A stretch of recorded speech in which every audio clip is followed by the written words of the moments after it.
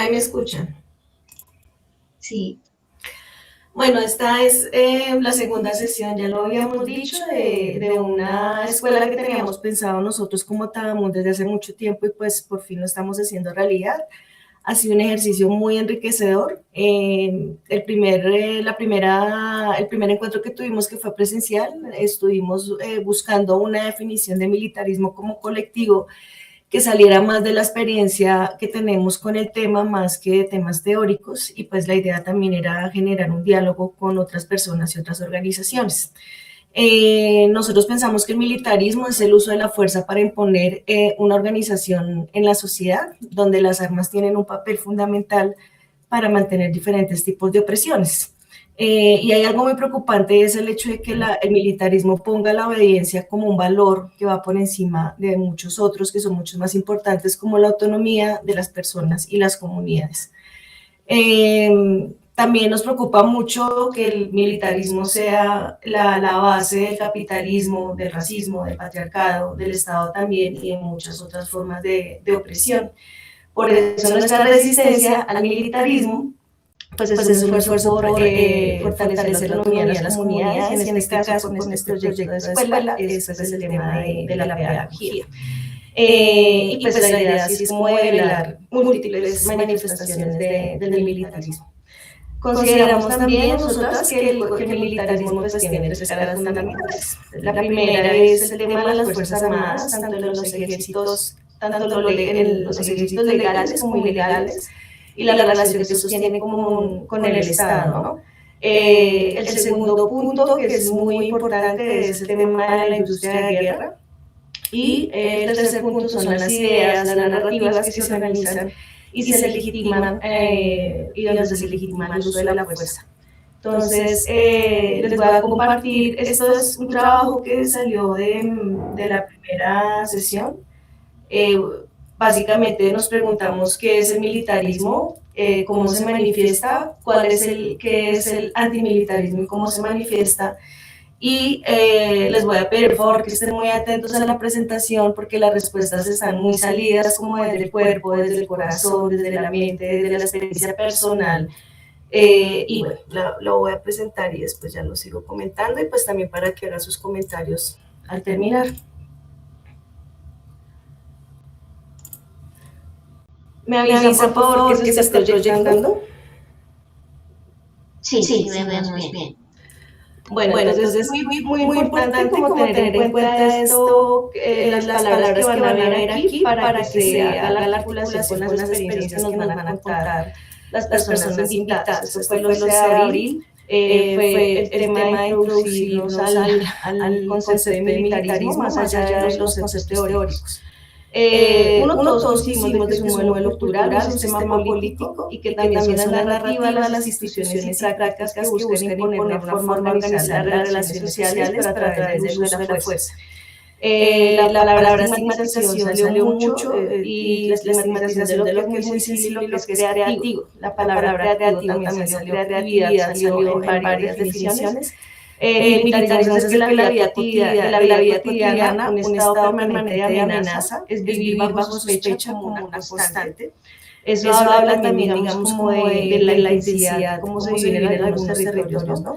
El militarismo es donde vives, donde debes simular, perdón, que eres un tipo de persona que no atenta contra la seguridad. La seguridad pues, está entre comillas, que hay muchas maneras de definir la seguridad, y de demostrar que mereces ser tratado con dignidad. Sin preguntarlo, muchas respuestas nos dieron, no solamente que es el militarismo, sino también para qué es el militarismo. Entonces, el militarismo para imponer una idea de que la seguridad de las personas y las sociedades se obtiene solo a través del aparato militar, para legitimar el monopolio de la violencia en las Fuerzas Armadas del Estado principalmente, o para qué, para ordenar a la sociedad alrededor de la represión y la dominación armada, lo que garantiza la acumulación en algunas minorías que controlan y tienen mucho poder. ¿Para qué? Para ejercer control sobre los individuos, los sujetos, las poblaciones, los territorios a través del miedo, para proteger diferentes bienes o sistemas de poder, y para nutrir la violencia de los grupos armados ilegales también. Esta es una frase que me parece, que nos parece muy bonita, por eso quisimos dejarla en una sola diapositiva. para que la leamos también desde, dijimos que nos pusimos poetas y estábamos muy inspirados en la sesión anterior, pero el tema aquí es mucho más, creo que esta frase sale como desde la piel, ¿no? Militarismo es la idea de que el orden es mejor que el amor, que el arma es mejor que la palabra y que el uniforme es mejor que los colores. Y pues de ahí se desprenden una cantidad de imágenes, ¿no? Que podríamos estar analizando, pero después. En la pregunta cómo se manifiesta el militarismo nos llamó la atención que de una nos pusieron ejemplos, la masacre de Mozote, donde más de 1000 personas fueron asesinadas, donde 477 eran menores de 12 años, en el genocidio contra el pueblo palestino, su desplazamiento, el despojo de sus tierras, en un tema reciente que fue el tema de la migración en Estados Unidos con Liam Conejo, que es un niño migrante ecuatoriano de 5 años que fue detenido y privado de la libertad solamente por de donde era, y la tortura y asesinato por parte de la policía. El militarismo también se manifiesta a través de las prácticas interiorizadas, como el saludo a la bandera en las escuelas, que parecen cosas muy sutiles, pero que en realidad dejan una narrativa y empiezan a enseñar ideologías en los himnos nacionales que siempre tienen una referencia a lo militar. En las estatuas de las ciudades, es bastante interesante esa respuesta. Incentivos para aplastar a otra forma de vida, el uso de una parte significativa de los recursos del Estado para formar y armar cuerpos policiales y militares para la represión. Se manifiesta el militarismo a través de la legitimación cultural de la obediencia a las jerarquías y sus expresiones en la sociedad. Se manifiesta a través del despliegue de la fuerza pública en los territorios y en los contextos que son considerados inseguros, también puestos entre comillas, y se manifiesta a través del control de las poblaciones, a través de retenes y hasta el asesinato en masa. También con la imposición de la disciplina desde el día de tu nacimiento, con la idea generalizada de que la seguridad es un bien común y que es primero que la vida. También en el reclutamiento de niños y jóvenes en los ejércitos, ya sean legales o ilegales, ahí también entra el servicio militar obligatorio, gasta plata en los impuestos, nuestra plata en armas, tecnología y servicios militares, en cosas tan sutiles que posiblemente no lo pensamos, pero el militarismo también es el CAI que está en el barrio. Se manifiesta también la fragilidad de quien solo habita, vigilar permanentemente y controlar, se manifiesta en castigar lo que no se considera normal y en atacar lo colectivo para fomentar procesos comunitarios. Y esta es otra frase que nos gustaría también que por favor la leyeran. Y yo haría la pregunta mientras la están leyendo, ¿cuáles serían esas experiencias o situaciones de la persona que dio esta respuesta para escribir esta respuesta, ¿sí? ¿Cómo se manifiesta el militarismo? Arrasando lo más querido, socavando tu identidad, destruyendo lo familiar, pintando de sangre tu puerta. Los gritos no son como en la montaña rusa, no es la misma adrenalina, transgrede el cuerpo. El día oscurece, cuando hay luz, el fusil en tus pupilas. Y bueno, en esta parte también hablamos qué sería lo contrario, el antimilitarismo, lo que nosotros hacemos e invitamos a que las personas también hagan. Las respuestas son muy bonitas, coloquen atención. Es la creatividad de la sociedad para no dejarse dominar. Es la rebeldía de las pequeñas acciones. Es la fuerza de las personas para construir comunitaria y creativamente. Les había dicho que el tema de la creatividad está en casi todas las respuestas. El antimilitarismo, ya un poquito más teórico, es la postura política que se basa en la convicción de que la seguridad y el cuidado de las sociedades tienen una concepción amplia y no está ligada únicamente al uso de las Fuerzas Armadas. Por eso colocamos estos ejemplos del BDS, del boicot deportivo y el boicot también del consumo de Coca-Cola, porque no solamente se trata de Fuerzas Armadas, sino también de los negocios que las sostienen. El antimilitarismo entonces sería el profundo rechazo a todo aquello que destruye la vida, el tejido social o interrumpa la cotidianidad de forma violenta y dañina. También es el apoyo mutuo, resistir, interrumpir, bloquear, sabotear o incomodar al Estado, a la industria de la represión y la muerte. El antimilitarismo también son las juntanzas con la gente, con quienes compartimos, con las personas que amamos para construir las realidades soñadas y merecidas. También es la oposición a los valores militaristas, como lo hablamos anteriormente, el tema de la seguridad, la obediencia, las jerarquías, la oposición a los valores militaristas y de guerra a nivel ideológico. Y el antimilitarismo también es promover alternativas para la organización social basada en la horizontalidad y la no violencia. Alguien dijo que también el antimilitarismo son las herramientas para manifestarse y las acciones creativas nuevamente y no represivas. El antimilitarismo también es la oposición al servicio militar, el rechazo a la expansión del presupuesto de defensa, es visibilizar el abuso y el uso de violencia, es una lucha, por ejemplo, contra el arma, las ferias de armas y la promoción del boicot, es también, o el antimilitarismo se manifiesta estudiando para entender esa parte, es bastante interesante porque no se trata solamente de ir a reuniones o algo, sino realmente entender el trasfondo incluso histórico que tiene esto, desde la voluntad de la ternura entre nosotros, relacionándonos armónicamente con el territorio que habitamos. También se manifiesta recordando y haciendo memoria de quienes fueron víctimas del militarismo y también construyendo comunidad con ollas comunitarias, con huertas, bibliotecas, escuelas, gestión de casas, ayudándonos entre todos a tener pues, una buena vida, o como decía en la primera diapositiva, la vida que nos merecemos. Y eso es más o menos el resultado y el resumen de la primera sesión para tenerlo en cuenta para lo que vamos a ver en esta segunda. Gracias. Muchas gracias, Policarpa. Realmente me parece muy bello lo que salió, entonces también muchas gracias a todas las personas que estuvieron en la primera sesión, que nos ayudaron como a construir todo esto. ¿Ya dejé de compartir? Sí, ya dejaste de compartir. Se veía bien mi pantalla.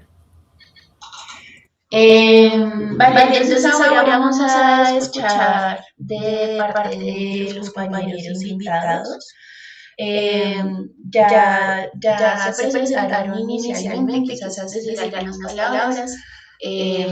Yo, Camargo, nos compartía que hace parte de ECAP, que es una sigla que quiere decir Equipos y Comunidades de Acción para la Paz. Es estudiante de Derecho, es teólogo, es cristiano, es objeto de conciencia. También nos está acompañando Leonardo Jaimes, que hace parte de la organización Equipo Jurídico Pueblos, pero además tiene sus pies en varios distintos espacios. Por ejemplo, es profesor de Derecho Penal en la Universidad Industrial de Santander. También trabaja como coordinador de la línea carcelaria del consultorio jurídico de esa universidad y en general ejerce como la defensa de los derechos humanos y de los derechos de los pueblos y como defensor de presos y presas políticas y representante de víctimas del proceso genocida en Colombia.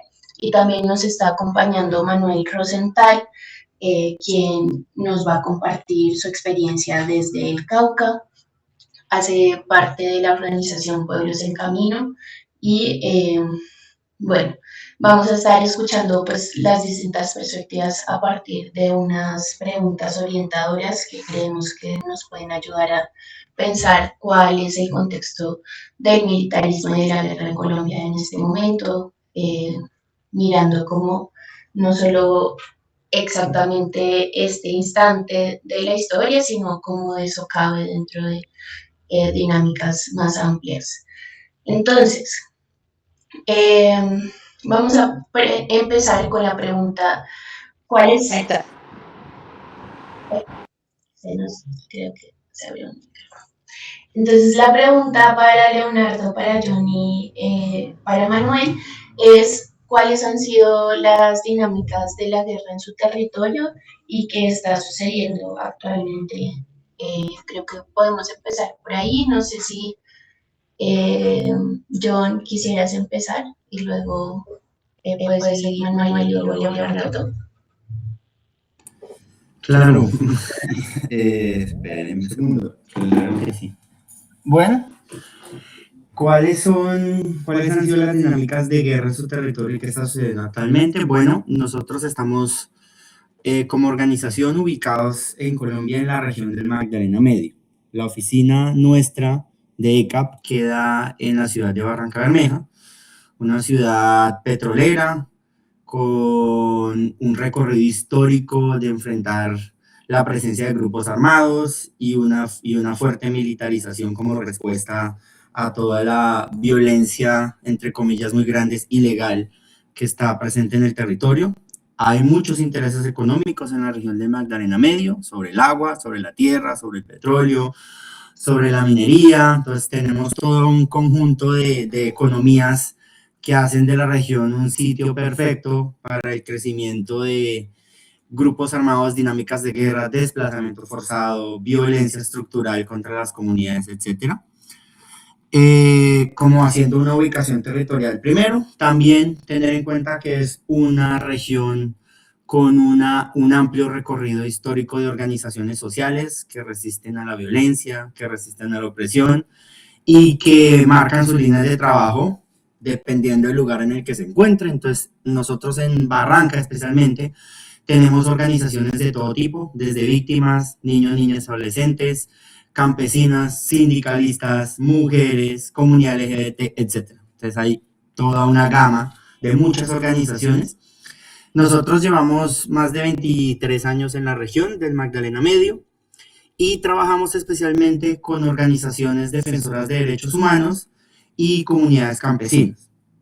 Trabajamos desde varios ángulos, no los voy a aburrir con el trabajo de ICA, pero ayuda a entender un poco cuál es nuestro rol como organización que participa en los conflictos, no como parte íntegra, ni como nosotros no vivimos directamente el conflicto armado, que viven las comunidades campesinas, ni las organizaciones sociales, ni cómo lo resisten, sino que nosotros somos una organización que acompaña esos ejercicios de resistencia.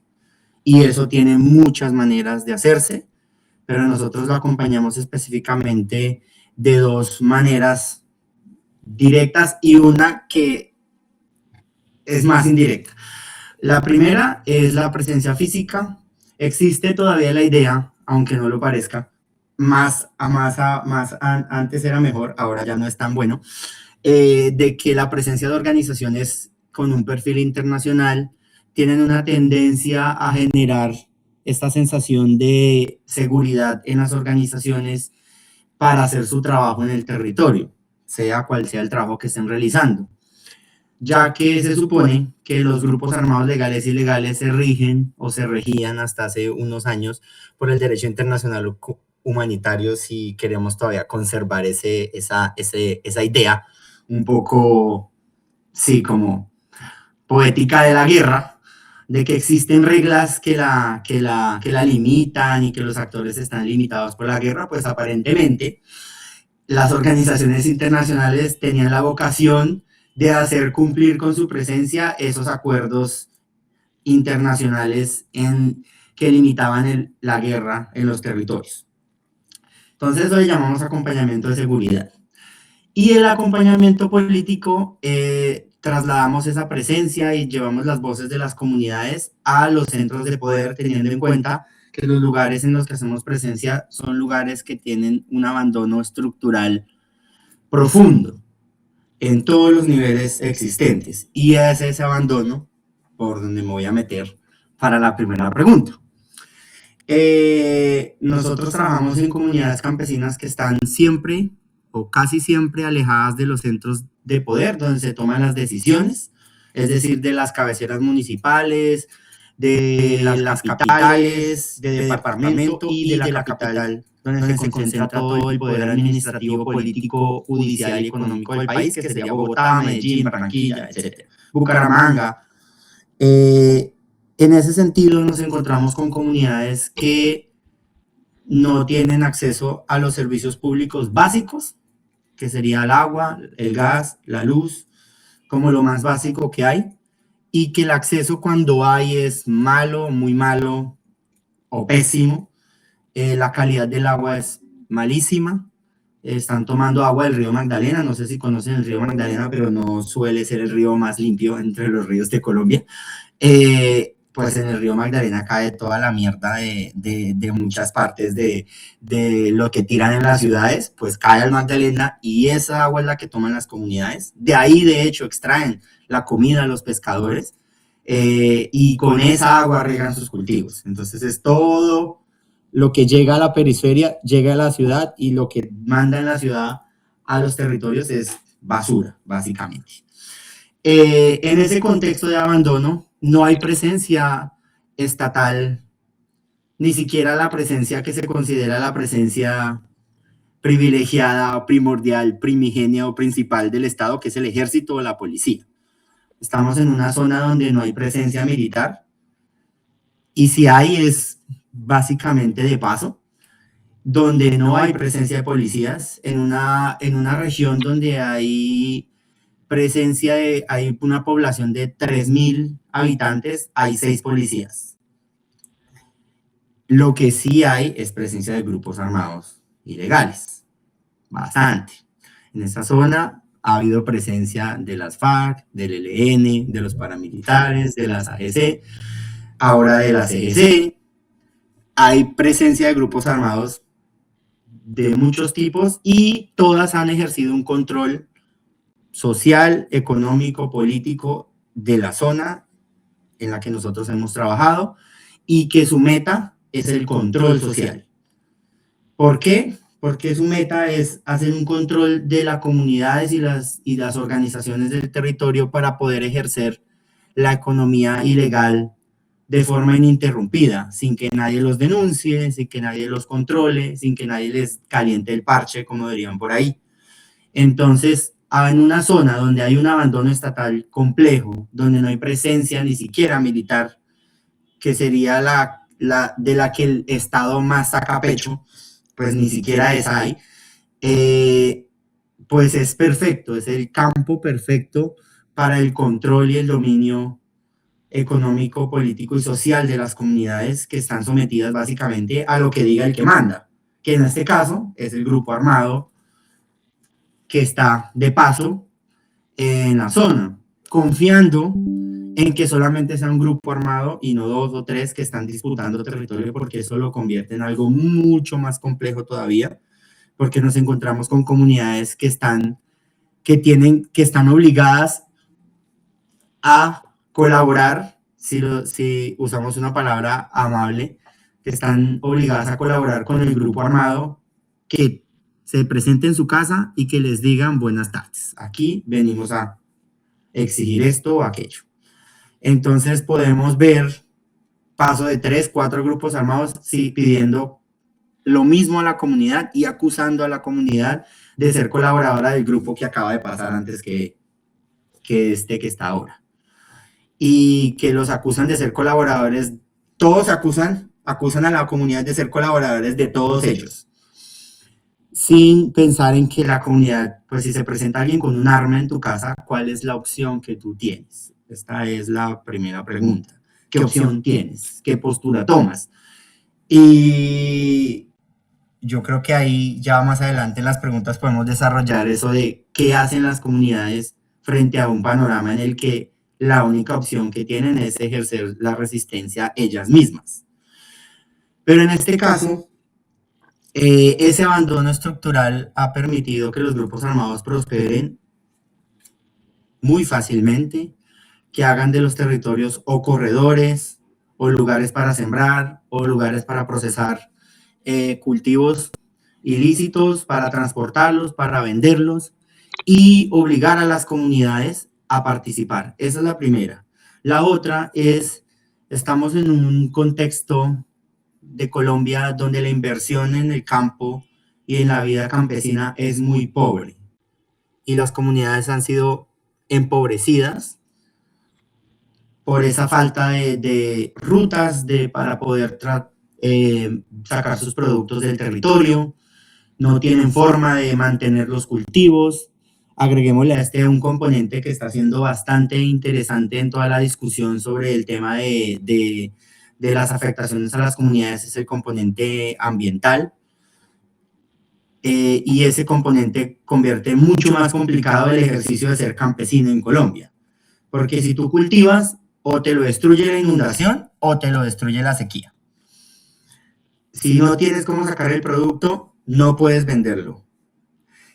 Con la guerra y con las guerras que ha desatado los gringos en todo el mundo en su afán colonialista, pues ahora los insumos para sostener los cultivos son más caros, los subsidios que da el Estado son insuficientes y no llegan a los territorios donde los campesinos lo necesitan, sino que todos estos subsidios se los entregan a los amigos y vecinos en las cabeceras municipales, que son amigos del alcalde o amigos de la Secretaría de Agricultura o mi parcero, el que tiene una hacienda. Esos son los que reciben los insumos, pero las comunidades campesinas con las que trabajamos no reciben esos subsidios.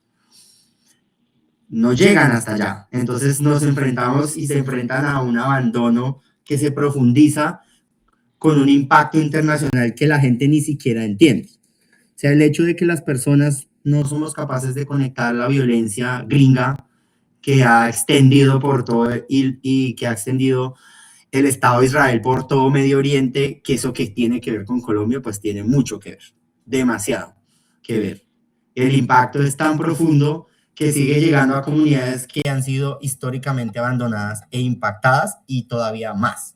Entonces, que el Estado de Israel, en su afán colonialista y loco, empieza a bombardear a todo el mundo, eso que tiene que ver con un campesino evangélico que adora al Estado de Israel allá en la zona norte del municipio de Puerto Wilches, que queda allá en el culo del mundo, básicamente.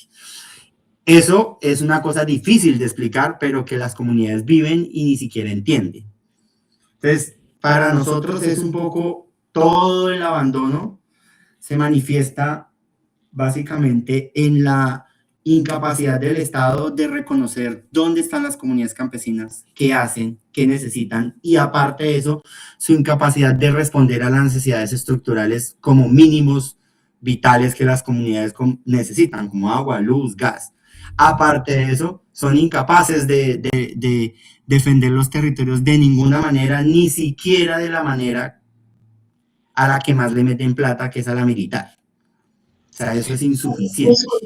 Discúlpame, John, qué pena. Te voy a pedir que de pronto vayas cerrando también para que escuchemos, para que alcancemos a abordar las 3 preguntas, básicamente.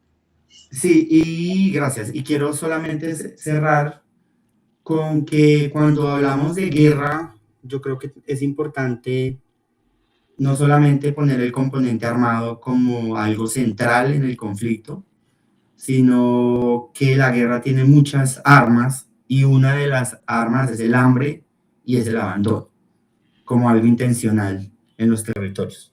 Gracias. Muchas gracias, John.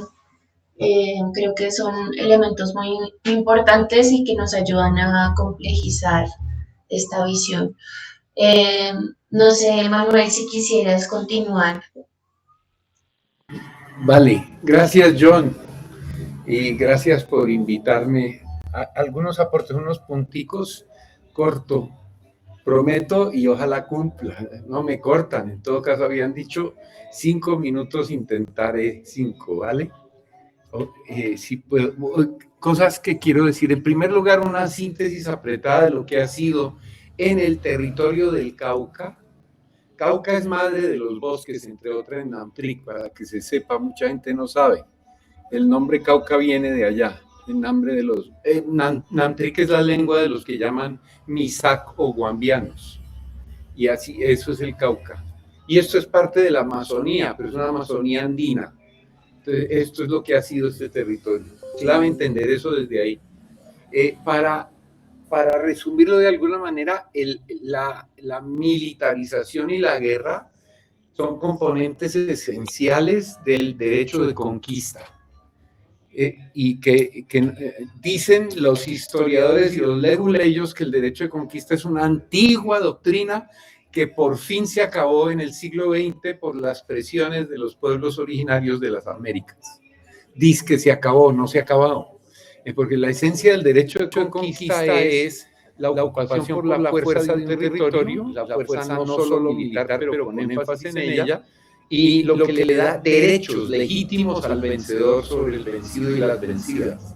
Entonces, el resumen de la historia acá es ese, con distintos pretextos, con distintos nombres, pero esa es la historia, el derecho de conquista. Yo creo que es imposible entender la militarización en general y la guerra en general sin poner énfasis en el derecho de conquista y la manera en que empezó a encubrirse desde el siglo XX como si no existiera. Pero gracias a Trump ya no hay necesidad de encubrirlo. Y gracias a Netanyahu, el derecho de conquista está absolutamente claro. Entonces, yo me enfoco en algunas, para llegar al contexto de hoy, en unas dificultades que me imagino que compartimos y que son importantísimas de discutir, a mi juicio, y en el contexto actual. 2 punticos rápidos. Dificultad enorme. Me refiero al pueblo kurdo, por ejemplo, porque tiene todo que ver con el Cauca y con lo que se ha hecho acá. Para el pueblo kurdo ha sido un imperativo armarse, pero detestan el militarismo. ¿Es eso posible? ¿Es eso viable? Y el principio que los orienta, y está en varios de los textos de Abdullah Öcalan y de las mujeres kurdas, el principio que los orienta es el rechazo al derecho de conquista y el derecho a la legítima defensa en las condiciones que se presenten. Entonces, nunca agredir, pero sí defenderse. Entonces, Kobane, por ejemplo, no existiría ni el norte de Siria como comunidades autónomas, en principio gobernadas contra el patriarcado, si no hubiera sido por el uso de las armas que no quieren, pero que tuvieron que usar. Entonces hay una pregunta bien complicada, bien difícil, pero la planteo porque sí me parece clave. Uno puede ser antimilitarista y armarse, o tener que armarse, o ahí ya lo derrotaron. Entonces, esa es una que yo creo que no tienen resuelta, pues yo no la tengo resuelta, pero yo no me paro en un sitio y digo yo, ¿creo en la lucha armada? No, porque yo no creo en un tenedor, ni en un celular, ni en una herramienta, pero no creo en la lucha armada, entonces que maten a las kurdas. La historia, segundo punto para complementar esto, la historia de la resistencia de los pueblos indígenas en el Cauca la han resumido ellas y ellos en 4 etapas. La primera etapa fue cuando le arrancaron los ojos al hijo de la gaitana, porque no quiso ir a misa siendo el cacique de su territorio, cacique le dieron después.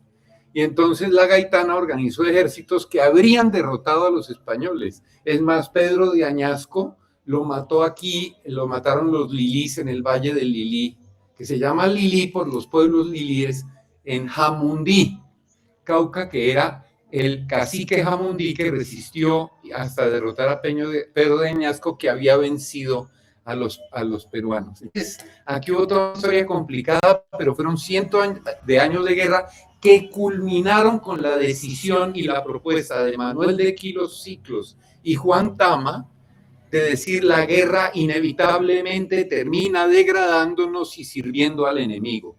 Lo que tenemos que hacer es vencerlos desde la no guerra.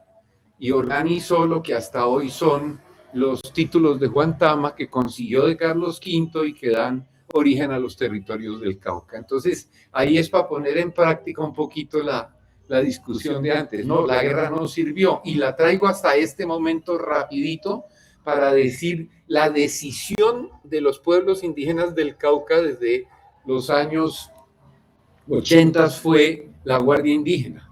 Y la Guardia Indígena no se arma por razones éticas y estratégicas. Por razones éticas, porque si la vida es sagrada, ¿cómo nos vamos a armar para atacar la vida? Y por razones estratégicas, porque armarse siempre da el argumento que necesita el invasor para invadirnos.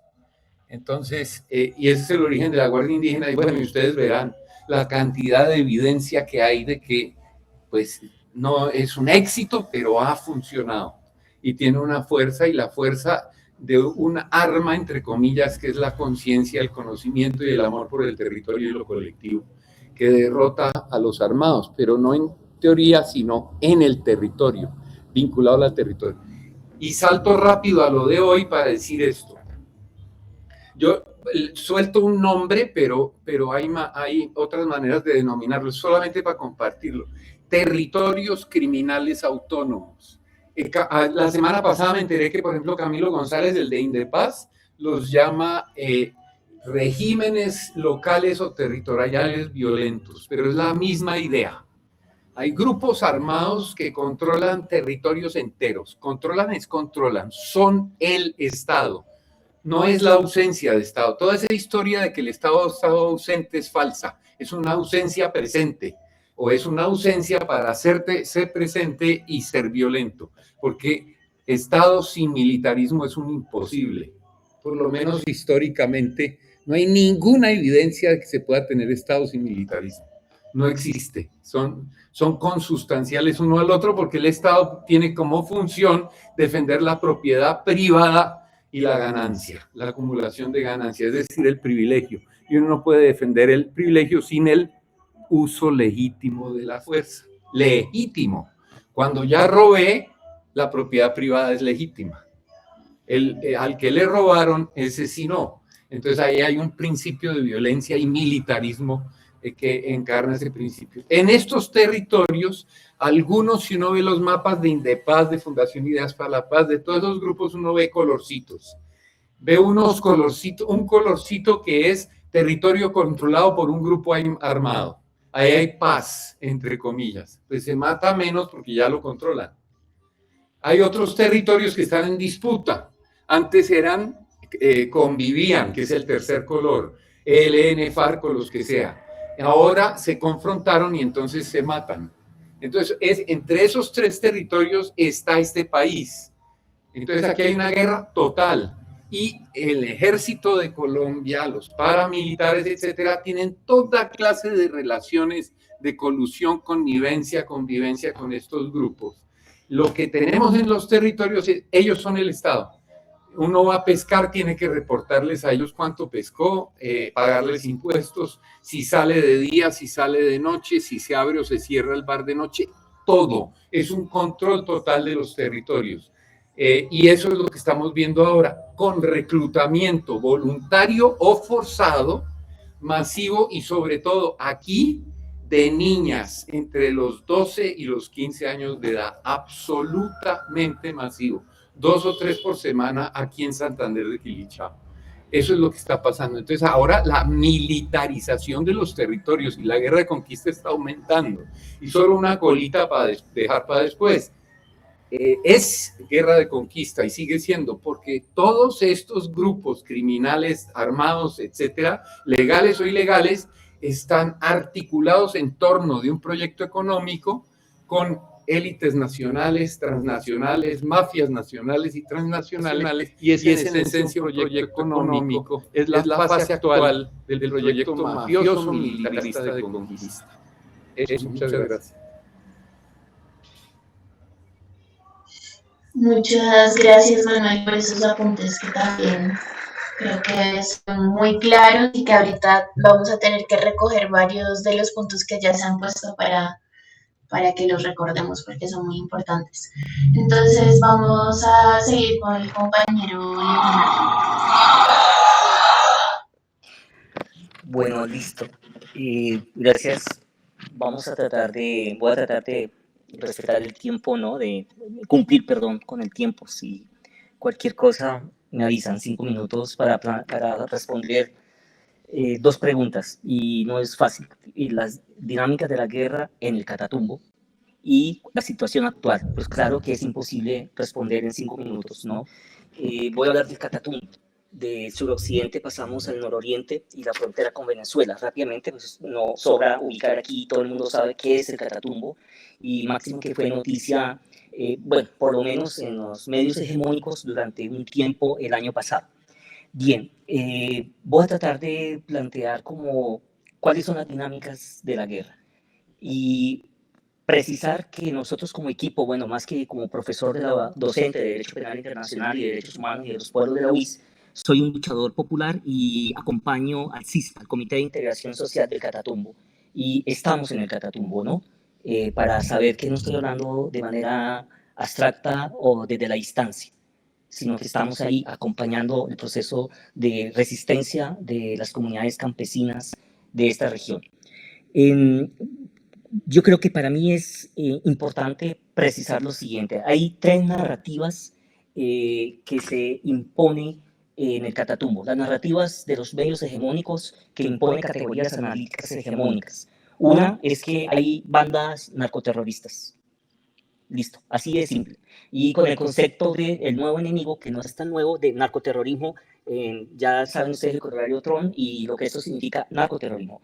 Dos, que es una guerra entre grupos mafiosos por las finanzas ilegales. Y tres, el narcotráfico es el causante de todo. Esas tres narrativas hegemónicas han hecho muchísimo daño porque dificultan un análisis distinto, complejo y diferente desde los pueblos de lo que realmente está sucediendo en los territorios. Bien, lo segundo que quiero abordar es qué es lo que está pasando o cómo caracterizamos en la región de Catatumbo. De tres maneras, o tres o cuatro. Hay una guerra imperialista. Las bombas que cayeron en Caracas el 3 de enero cayeron un mes después en el Catatumbo, el 3 de febrero, más concretamente el 4 de febrero, si quiero ser bien riguroso.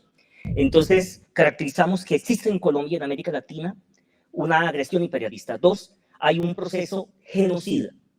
Yo creo que escuché con mucha atención y tomé nota, tengo algunas observaciones frente a lo que ustedes trabajaron en el taller pasado sobre militarismo, etcétera, pero hay algunos elementos de coincidencia. Cuando nosotros tratamos proceso genocida, olvidémonos masacres, olvidémonos, no, es que de pronto ha costado disfrutar qué es un proceso genocida.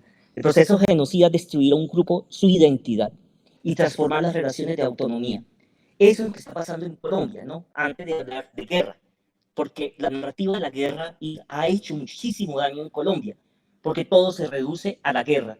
No, hay un proceso genocida, dos, hay un proceso de violación a los derechos humanos estructural, y tres, hay un conflicto que subyace a los dos anteriores. Bien, frente a eso, en los 2 minutos que me restan, hay una crisis del derecho internacional, ya lo sabemos, es decir, nosotros aquí hablando de categorías del derecho burgués, pero sí, el derecho internacional está en total crisis. Gaza es un ejemplo, pero podemos hablar de otras experiencias en el mundo. Pero lo más concreto es que aquí, y con eso empiezo a caracterizar qué es lo que está pasando en el Catatumbo, nosotros hemos llamado el laboratorio Catatumbo, o la hemos llamado también el modelo Catatumbo. Si Gaza es un modelo mundial, Catatumbo es un modelo para América Latina. ¿Qué es lo que está sucediendo y cuáles son las tensiones que allí se centran? Uno, bueno, ustedes utilizan la palabra militarismo, sí, yo creo que la militarización es una expresión del militarismo, la militarización de los territorios. Catatumbo es una de las regiones más militarizadas del país, más militarizadas, con mayores planes de control, desde Álvaro Uribe en el año 2002 hasta el gobierno de Gustavo Petro. Tres, ha aumentado el gasto militar en Colombia, ustedes son expertos en el tema, pero en el gobierno progresista, en este gobierno progresista, es donde más ha aumentado el gasto militar. Recuerda que está en 60 billones de pesos al año. El presupuesto de 4.1% del PIB. Estamos hablando de lo que Trump está exigiendo a la Unión Europea. Aquí ya casi lo tenemos, ¿no? Casi el 5%. La militarización en el Catatumbo se caracteriza de la siguiente manera. Uno, presencia de presencia de asesores de los Estados Unidos.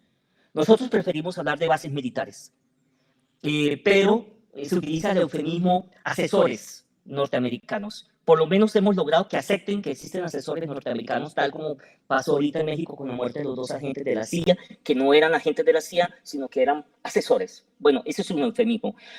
Tenemos batallones, bases, la 5ª Brigada, la 2ª División. Hay más o menos entre 12.000, 15.000 hombres en un territorio tan relativamente pequeño, pero por otro lado, se sigue aumentando la militarización con la presencia paramilitar. Ustedes saben muy bien que el Catatumbo ha sido objeto de la toma paramilitar desde Mancuso. Durante muchas décadas se ha intentado, y en este momento, para que ustedes sepan, y lo digo con conocimiento de causa, está ocurriendo la avanzada paramilitar más grande en Colombia, en Barranca, ahí en la Asociación del Valle del Río Cimitarra, en Puerto Matilde, está el Clan del Golfo. Eso nunca se denuncia, eso nunca se dice. Y en el caso del Catatumbo, en este caso y en Colombia, hay una arremetida paramilitar muy fuerte. Conquistadores de la Sierra Nevada, el Clan del Golfo. Nosotros, bueno, hay esas denominaciones, realmente preferimos llamarlos grupos paramilitares, con sus particularidades. Por otro lado, hay militarismo de tecnológico, hay que hablar de Pegasus. Pegasus, Catatumbo. Ustedes pueden buscar la información, datos, que hay un Pegasus única y exclusivamente para controlar Tibú, de tecnología comprada al Estado sionista de Israel por el presidente Iván Duque, que no valió $1,500,000, valió cerca de $3 millones y que está presente. Rápidamente se está aplicando en el Catatumbo algo que nosotros hemos denominado el modelo sirio. ¿Qué es el modelo sirio? Utilizar estructuras como lo que se denomina el Frente 33, que es una estructura paramilitar, con una marquilla supuestamente de rebelde, y ponerlos a trabajar con inteligencia militar y con las fuerzas militares, ¿vale? Eso, y con la política de las zonas de ubicación temporal. Rápidamente, quiero que este análisis, o proponemos que este análisis se haga desde lo geopolítico. Por eso estoy hablando, 3 de enero caen bombas en Caracas, secuestran a Maduro y a Celia, matan a 42 cubanos internacionalistas, eso no pasa nada.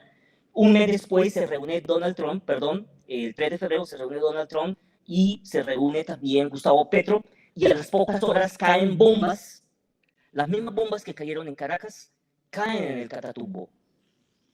Y eso pasa desapercibido. Y un mes después, el 3 de marzo, caen bombas en Ecuador. Saben lo que Novoa juega en el papel de la geopolítica, y caen bombas en el Ecuador. Esto para poder tener en cuenta qué es lo que hay aquí en términos concretos.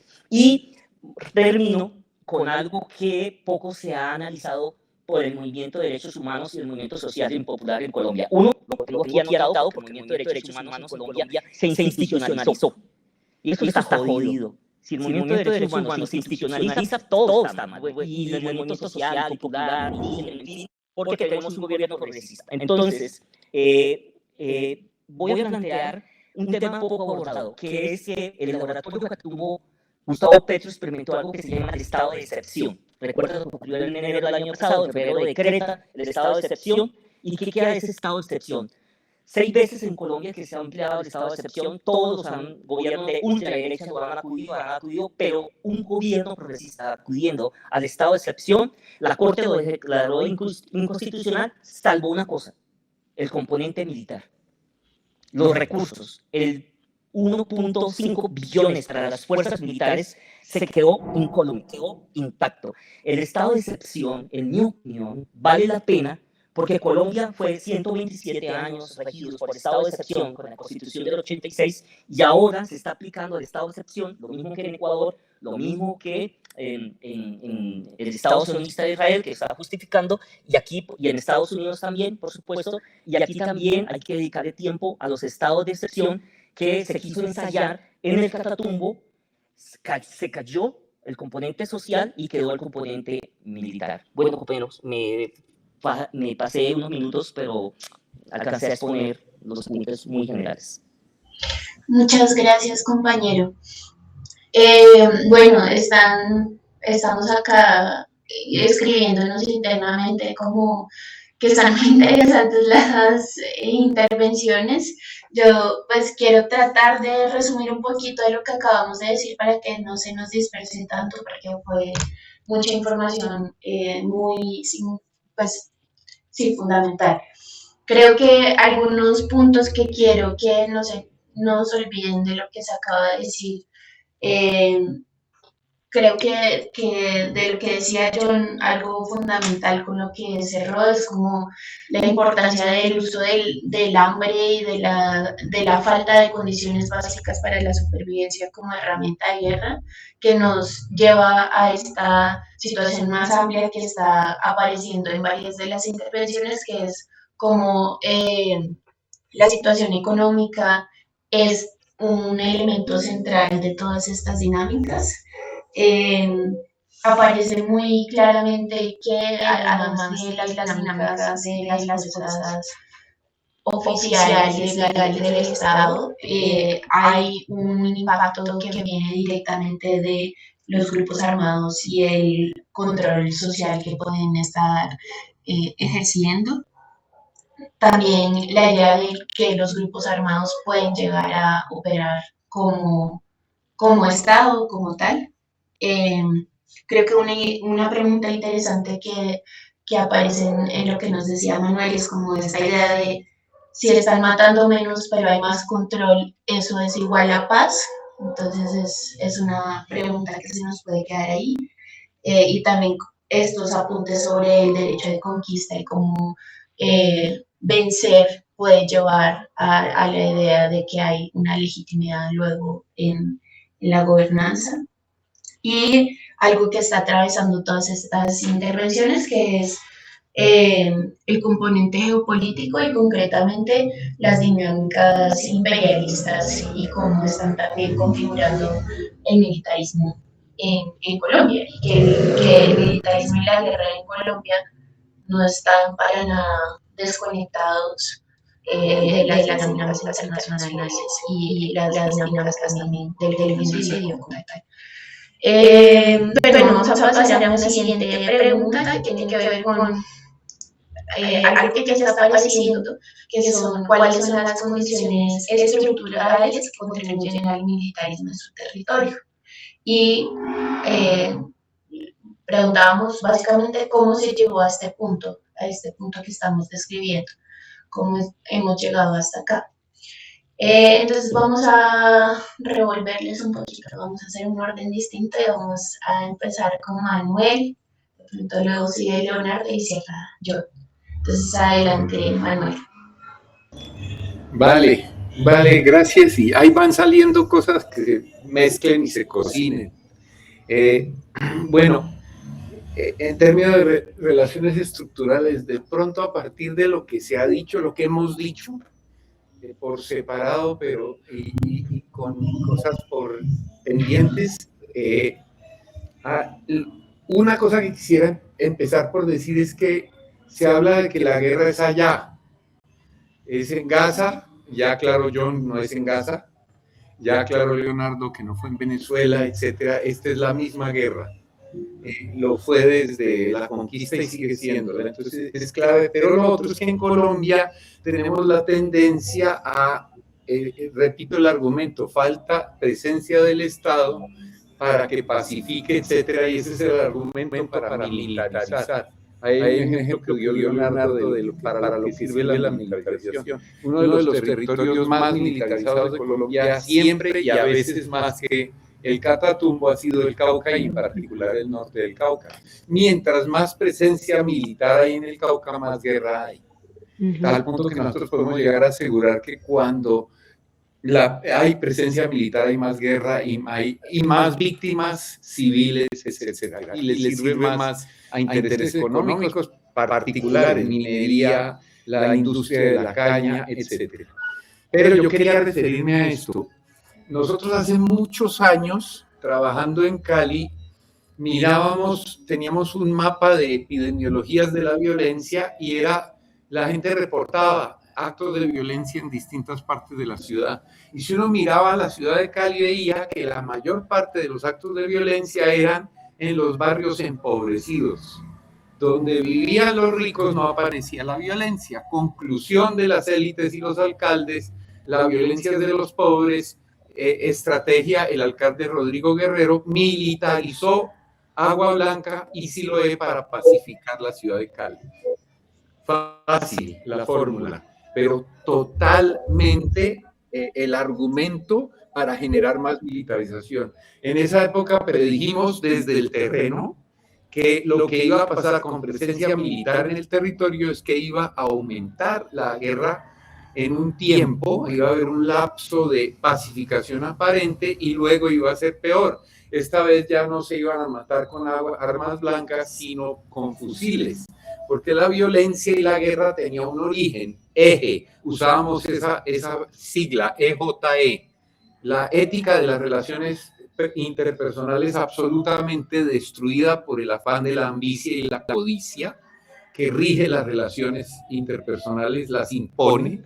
La J, la institucionalidad, todas, no solo la militar, sino todas que reproducen la violencia. Una es la justicia para unos y otras para otros, la institucional, los hospitales, cómo tratan a unos y a otros, etcétera.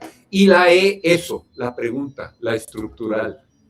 Con ese eje mirábamos las violencias y se cumplió. Dijimos incluso en cuánto tiempo iba a empezar a la gente a armarse y a matar con armas desde ahí. Y resulta que la pobreza es violencia de los ricos contra los pobres. Es una forma de militarización, es una forma de guerra contra los pobres.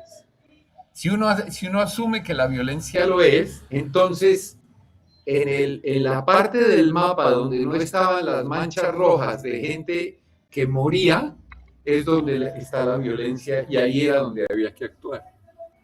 Porque los que aprendieron a contratar sicarios no eran los empobrecidos, eran los que podían contratarlos, etcétera. No entro en detalle en la dinámica, pero hoy en día les hablé de territorios criminales autónomos, entonces quiero empatar esto con decir, eso dicen es allá. No, ustedes habrán escuchado los relatos, los reportes, las bandas en Medellín y el control de la ciudad, las bandas en Bogotá y el control de la ciudad, fronteras, microtráfico, la misma dinámica de grupos controlando territorios. Pero, por ejemplo, el secretario de la presidencia de la transparencia de la presidencia de Colombia hace un tiempo le dijo a Cecilia Orozco, aquí tengo la evidencia, no hay un contrato del gobierno de este país a ningún nivel que no esté por lo menos manipulado por algún tipo de mafia o algún tipo de interés económico particular. Hay un Estado, otro que se mueve detrás de la apariencia que nos dan, que ya manipula y obtiene beneficios y recursos. Lo sabemos en lo electoral y además como si estuviera hablando de Colombia no más. Esto es una estructura que funciona así. Entonces eso es lo primero que quería aclarar. La consolidación de territorios criminales autónomos que requieren de militarizar los territorios y las mentalidades y las relaciones, el eje en absolutamente todos los ámbitos. Y dos, a velocidad enorme, pero solo para dejarlo planteado porque es tema largo, Trump obedece a una crisis del sistema mundo profunda. Hay excedentes de capital, bueno, pongámoslo así, hay una crisis económica de sobreacumulación, no tienen dónde invertir. Hay una crisis ecológica, no hay que decir nada, ya sabemos, que sigue su curso de destrucción. Hay una crisis de reproducción de la vida para la mayoría de la gente. John de eso hablaba cuando nos presentó esto ahora. Y hay una crisis de legitimidad del orden político, económico, etcétera. De la crisis de legitimidad se han venido apropiando gente como Bukele, Milei, Trump, etcétera. Son ilegítimos los políticos, una porquería, luego voy yo, me tomo eso y acabo de masacrar y destruir. Entonces, ante esa crisis, nos aparecen no visibles actores económicos gigantescos que buscan resolverla. Tres, para mencionar los tres más grandotes. Obviamente esto hay fuentes, discusiones, pero solo para nombrarlas. Es que cuando uno dice imperialismo está hablando de una cosa abstracta, no lo es. Aquí son Big Tech, las tecnologías enormes. Les recomiendo leerse, si no se han leído, el manifiesto de Palantir, que salió la semana pasada o antepasada. Léanse eso. No he oído un documento fascista contemporáneo tan cuidadoso, tan meticulosamente escrito y tan imposible de enfrentar. ¿De qué manera se enfrenta eso? ¿Con qué argumentos? Ese es un monstruo que necesita energía, necesita agua y necesita tierras raras y minería. Y va a ocupar lo que sea. Se han asumido como oficiales del ejército gringo los más altos funcionarios de Palantir y de otras empresas de esta. Esto es gigantesco para el tema que es de este espacio. O sea, hoy en día son militares y son oficiales del ejército, del más alto rango. Entonces, uno. Dos, el sector financiero obviamente está buscando salida al capital en inversión y este es el sector que más espacio le da para penetrar, etc. Y el tercero, pues el militar. Y entonces, enganchemos como una tenaza dos brazos. Los territorios criminales, esa gente de los grupos armados en ámbitos locales, ni funcionaría ni existiría en lo legal y lo ilegal si el proyecto económico no los enlazara con estos otros, que son los que ganan. La transferencia de valor hacia el norte con la guerra es clarita, desde la coca hasta las tierras raras. Entonces, a eso le sirve ese proyecto. Entonces, ese enlace entre los dos que deja la mayor parte de ganancia allá arriba, pero les permite decir que hay que atacar más allá abajo, es como liberar a Jorge Orlando Hernández, que transporta 450 toneladas de cocaína a Estados Unidos porque es inocente, o apoyar a Novoa en Ecuador, que es un narcotraficante y se encontró que en las bananeras manda narcotráfico para el norte. Entonces, son esos tres sectores detrás de Trump y la necesidad de eliminar excedentes de población. No es que haya excedentes, es que a ellos les sobran. No somos productivos ni consumidores. Eliminar excedentes de capital. Los más grandes no necesitan a los más pequeños. Y por último, capturar recursos escasos. Y entonces uno entiende por qué hay militarización y guerra en todos los territorios. A uno no le importa si las balas vienen de la derecha o la izquierda. Lo que importa es que haya balas para que salgamos del territorio y tengan acceso a él. Quería provocar, pero dejarlas. Gracias, Manuel. Puede entonces seguir el compañero Leonardo. Listo. Bueno, vamos a ver si no me paso de los 5 minutos. Yo creo que esta segunda pregunta hubiéramos podido también empezar con ella, pero igual, es como que estructuralmente qué es lo que permite o que hace que el militarismo continúe, que sea vigente o que sea la salida. En esto voy a acudir también a otra narrativa, que creo que así como las tres narrativas anteriores, que todo es narcotráfico, todo es entre narcoterroristas y todo es por reglas ilegales, error de análisis. Hay una cuarta, que es que las fuerzas militares en Colombia están con los brazos cruzados y desfinanciados. Yo creo que eso hay que someterlo a un riguroso análisis, que no es tanto así, pero que ahora lo voy a retomar en segundos más adelante. Por ahora, ¿qué es lo que permanece, que hace que en lo estructural el Catatumbo sea un objetivo, sea un laboratorio y sea un objetivo de alto valor para el gobierno de los Estados Unidos y para la clase empresarial en Colombia? Totalmente de acuerdo con lo que planteaba Manuel. O sea, hay que partir todo análisis de la crisis de acumulación capitalista. O sea, yo creo que ese es un buen punto de partida y que podemos coincidir aquí en este escenario. Ya aterrizarla, la podemos aterrizar de muchas maneras, pero eso en los territorios tiene expresión concreta. Y voy a contar rápidamente el caso de Buffett, este multimillonario, que es uno de los hombres más ricos del mundo, es dueño de un porcentaje del Catatumbo. Ustedes, pues, Warren Buffett, se llama el tipo, pueden buscar esa estadística. Incluso hay carreteras donde se transita ahorita el Frente 33, estructura paramilitar apoyada por la DNI, de Dirección Nacional de Inteligencia del gobierno actual, en los famosos dispositivos de Calarca, etcétera, donde se mueven esas carreteras ahí en Tibú, que nosotros hemos recorrido y conocemos, son pavimentadas por Warren Buffett. Es que esto es como para no creer, porque parece que estamos contando, pero es para entender que en el Catatumbo hay intereses, obvio, como en el Cauca, como en Nariño, como en Barranca Bermeja, como en Puerto Wilches, como en varias partes, pues intereses económicos de extractivismo puro. Bien. Pero aquí es donde viene un tema que voy a plantear para también generar polémica. Acabo de llegar también de una gira en Europa, en algunos países internacionalistas, con compañeros de base, y planteaba que el problema de nosotros los colombianos es que nos creemos el ombligo del mundo. No, nosotros no somos el ombligo del mundo, ni somos el ombligo de nada. Acá hay unos intereses capitalistas y formamos parte de unas lógicas capitalistas, y quiero plantear que nosotros, al lado de la riqueza de Venezuela, que tiene reservas de petróleo probadas, concepto técnico, por 300 años, explotando 1 millón de barriles diarios.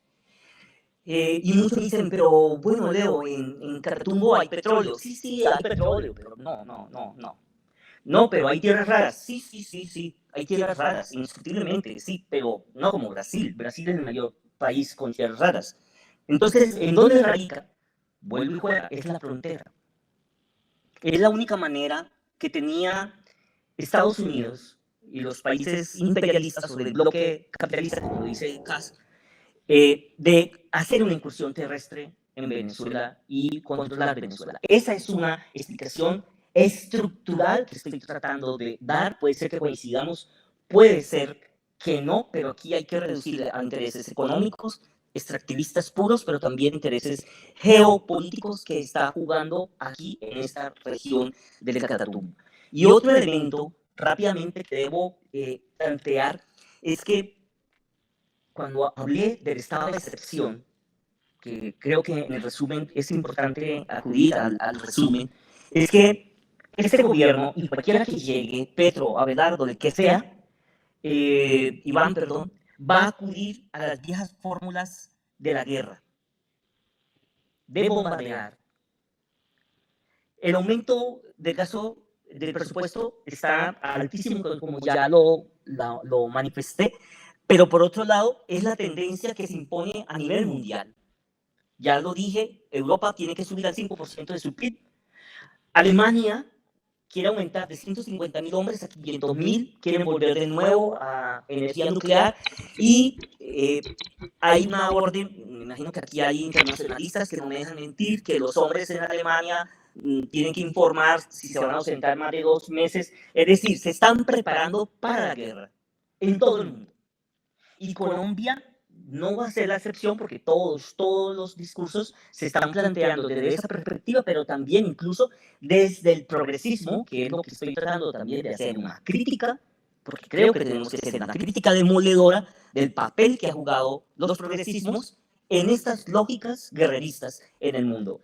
Y por último, ya que me pasé 48 segundos, no me quiero pasar más tiempo, yo creo que sí es válido caracterizar el modelo represivo, lo que está pasando desde el fascismo. Porque yo creo que eso une muchísimo para poder entender el militarismo en sus 3 componentes que ustedes hablaban, en especial el tercer componente, porque el fascismo, al igual que el paramilitarismo, es un error decir, por ejemplo, que el militarismo es imponer por la violencia un grupo. No, eso no es militarismo. Tampoco paramilitarismo son estructuras. El paramilitarismo es un concepto, un modelo cultural, social, económico, político que en Barranca Bermeja, en los barrios del suroccidente, donde viví, donde fui desplazado, en Puerto Wilches, en Turbo, donde el paramilitarismo ya tiene consolidado, como en Barranca, un modelo de sociedad patriarcal, clasista, de todo lo que ustedes perfectamente lo han caracterizado. Pero el fascismo, y que es el antifascista, que es un tema también bastante difícil y complejo, podría nosotros plantearnos, aquí podríamos abrir un debate abierto que entendemos por fascismo y nos vamos a enredar. Yo lo plantearía más desde lo que plantea Daniel Firsten, compañero argentino, que plantea el genocidio como práctica social. Daniel, que ha estado aquí, compañero nuestro, amigo, ha estado aquí en la universidad, ha estado aquí en la región, lo recomiendo. Él plantea en su libro La construcción del enano fascista las relaciones sociales fascistas, que es lo que en última es lo que se está planteando aquí con la transformación y que va muy a la mano, porque esa violencia que estamos esperando de arriba, de pronto la violencia va a salir desde los lados. La violencia horizontal, que es lo que se está viendo en la Universidad Nacional, en Medellín, y lo que vivimos nosotros aquí en Confines, Socorro, el 13 de octubre, en el paro del año pasado, donde fuimos objeto de agresión por los frentes de seguridad. Bueno, dejo así, o sea, la persistencia. Bueno, y una última, por favor, es, por supuesto, la exclusión, la pobreza, ¿no? Es un país con una burguesía mezquina, violenta, centralista en Bogotá, y, por supuesto, que Catatumbo, y ahorita en la última pregunta voy a hablar, porque no todo, hay seres humanos, hay comunidades, están los barí, hay comunidades campesinas que están resistiendo desde el territorio. Gracias, Leonardo. Entonces, continuamos con John.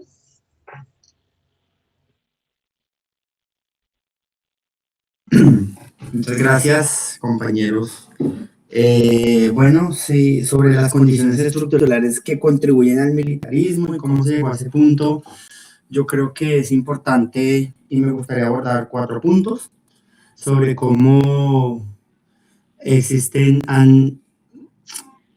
han intervenido en los territorios desde mi perspectiva 3 formas que han tratado y que han implementado el militarismo y la violencia como una forma de dominio en los territorios.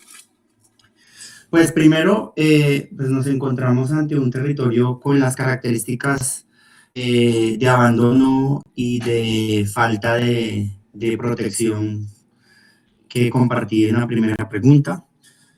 Y ante eso la pregunta es, ¿qué hacen las comunidades? ¿Qué hace un ser humano cuando no tiene nada, literalmente? Y cuando lo poco que tiene le es controlado, le es dominado y le es saqueado. Pues las comunidades tienen la tendencia, y los seres humanos tenemos la tendencia de aferrarnos a lo que nos dé fe, a lo que nos dé esperanza, a lo que nos mantenga vivas, de la manera que sea. Yo creo que eso es tanto una ventaja como una desventaja. Ventaja porque demuestra que somos capaces de sobrevivir y de enfrentar contextos de profunda violencia y abandono, pero una desventaja de que en ese afán de encontrar a qué aferrarnos, nos podemos aferrar a cualquier cosa, incluso a cosas que hacen daño a nuestro propio territorio, a nuestras propias vidas y a nuestros propios cuerpos.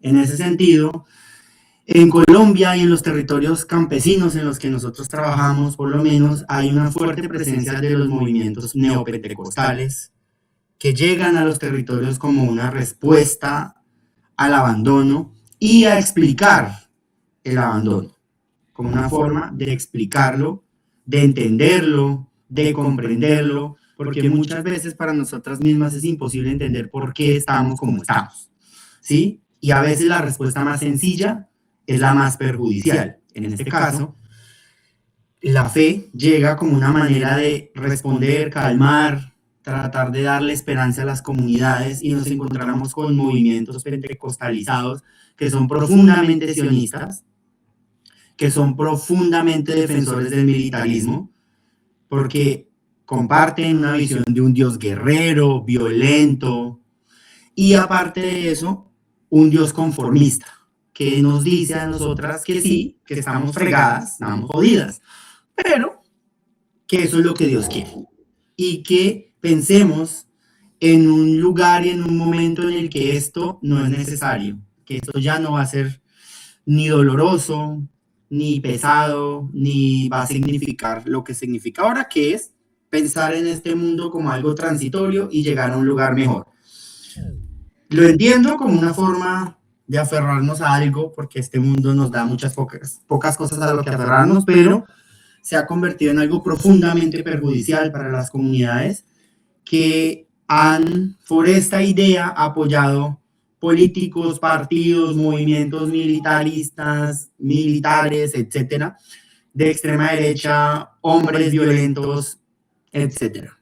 Todo lo que se puedan imaginar. Ese es el primer componente que ha hecho que muchas de las comunidades hayan perdido esa capacidad de crítica y de análisis, empujados por el dolor, empujados por el abandono, claramente, pero de la que se han aprovechado las economías ilegales, ¿sí? De esa incapacidad y de esa parálisis provocada por una lectura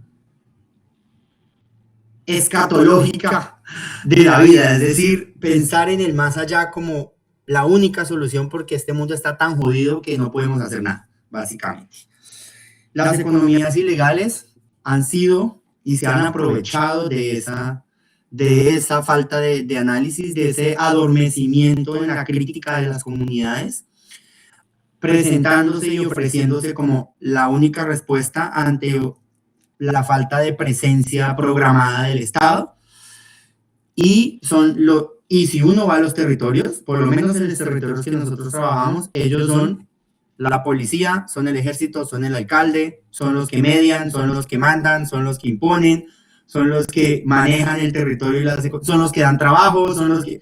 Si yo como joven salgo del colegio llego, no sé, 8º grado, 9º grado, y no tengo trabajo, porque la tierra que se supone que es la fuente principal de mi economía y de la economía familiar no me produce, porque en verano se pierde y en invierno se pierde, ¿dónde voy? ¿Qué hago? La respuesta antes era, no, pues vámonos desplazados, como una respuesta incluso ante esa negativa de las comunidades a someterse a un actor armado, pues me desplazo. Pero llegamos a ciudades como Bogotá, Barranca, que son profundamente clasistas y llegan, y los campesinos sufren mucho en las ciudades, muchísimo, demasiado, llegan a contextos que no conocen, y no por ignorancia, sino porque pues es una realidad totalmente diferente a la que viven en el campo, y llegan a ciudades donde son percibidos como animales, como gente sin derechos, como brutos, como gente que hace aquí, que se devuelva para su tierra, y esto es un discurso político, de hecho. Y la tercera, que se ha aprovechado de todo esto, de ese abandono, de esa falta de análisis crítico, son las economías destructoras del medio ambiente, ¿sí? Y esta, para mí, es la presencia más efectiva del Estado. Recordemos que el Estado es el que regula la inversión económica en Colombia. Las empresas no aterrizan en los territorios en un paracaídas, esto es falso. La idea de que una empresa llegó a la zona norte de Puerto Wilches porque, pues ahí me parece que voy a llegar, porque de pronto encuentro petróleo, de pronto encuentro minerales, de pronto encuentro tierras raras, pues esa es una idea que no funciona así. Es el Estado el que le entrega los mapas, los estudios, tome aquí la concesión, vaya y explote. Es el Estado el que le entrega la explotación efectiva de los territorios a estas empresas, y por tanto son la mano del Estado en los territorios, ¿sí?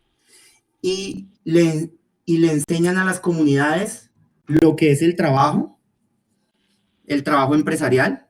Entonces imaginemos comunidades campesinas que se vuelven palmeras, o que se vuelven, y eso que es la más cercana a lo que se diría campo, pero imagínense campesinos que se vuelven mineros cuando nunca han tenido una tradición minera, empiezan a volverse mineros, pescadores tradicionales que llevan toda la vida siendo pescadores, pues terminaron ahora siendo mineros, porque está tan destruido el medio ambiente, se ha llegado hasta un punto tan profundo de destrucción medioambiental, que lo que le queda a los campesinos y campesinas en los territorios es adaptarse, básicamente. Y esa adaptación económica la ofrecen las multinacionales. No existe en los territorios otro ente, otra institución que le ofrezca a las comunidades una alternativa a lo que el medio ambiente, los daños medioambientales están provocando, sino es la empresa, ¿sí?